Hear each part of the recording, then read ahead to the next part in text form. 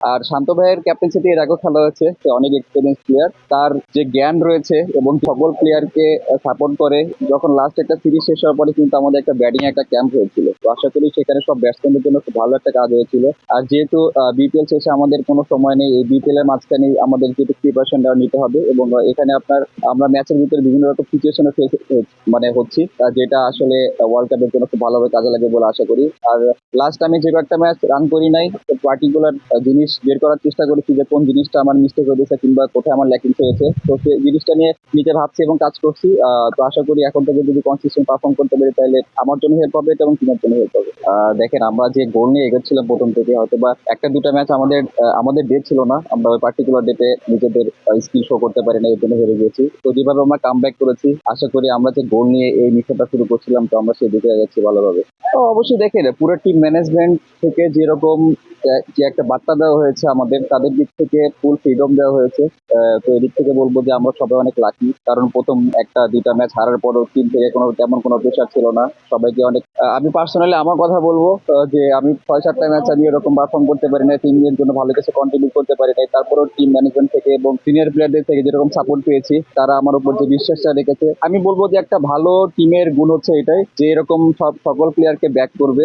এই জন্য হয়তো আমাদের টিমের এত ভালো রেজাল্ট হইতেছে এবং আরো হবে বলে আমি আশা করি। আর শান্ত ভাইয়ের ক্যাপ্টেন্সিতে এর আগেও খেলা হয়েছে, তিনি এখনো টেস্ট ক্রিকেটে ক্যাপ্টেন্সি করতেছে, অনেক এক্সপিরিয়েন্স প্লেয়ার। তো আশা করব যে তার যে জ্ঞান রয়েছে এবং যেভাবে সকল প্লেয়ারকে সাপোর্ট করে এবং পুরো টিম অ্যাজ এ বন্ড হিসেবে যেভাবে আমাদের তৈরি করতেছে, তো আশা করি অবশ্যই এটা আমাদের জন্য পজিটিভ একটা জিনিস।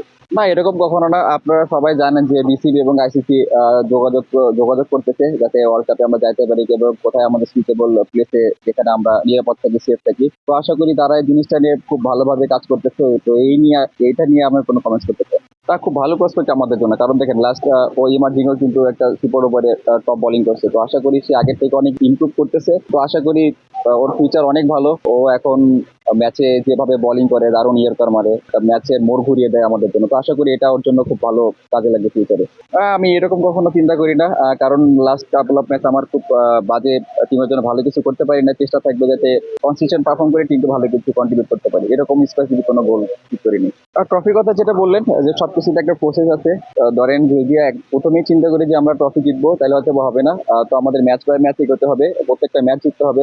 সামনে কোয়ালিফায়ার আছে, সেখানে জিততে হবে, দেন ফাইনাল। তো আশা করি যে আমরা মিশন নিয়ে এখানে এগোচ্ছি, খুব ভালোভাবে আমরা ট্রফির দিকে যাচ্ছি। তো আশা করবো যে প্রসেস যদি সবকিছু ঠিকঠাক থাকে, তাহলে ইনশাল্লাহ ভালো কিছু হবে। তো অবশ্যই একটা ভালো টাচে থাকলে আসলে পরবর্তীতে ভালো হবে বলে আমি আশা করি। যেহেতু কয়েকটা ম্যাচ অধিকাংশই একটু বাজে গিয়েছে, তো সবাই চেষ্টা করতে সেখান থেকে কিভাবে ভালোভাবে ওভারকাম করা যায় এবং কিভাবে কনসিস্টেন্ট পারফর্ম করা যায়। তো আমি দেখছি যে সবাই মোটামুটি কনসিস্টেন্ট পারফর্ম করতেছে, যেটা আমাদের ওয়ার্ল্ড কাপে একটু হলো কনফিডেন্স দেবে।